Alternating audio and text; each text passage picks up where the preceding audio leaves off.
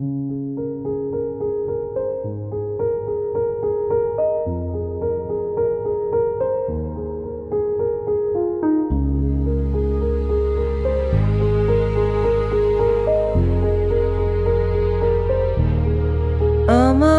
ক্লান্ত বিকেল, বুকে হাওয়া লাগিয়ে হাঁটা কতটা পথ হেঁটেছি গন্তব্যহীন চেনায় শহরের গলি। তোদের মাঝে যখন থাকি আমি, পৃথিবী তখন আপন লাগে।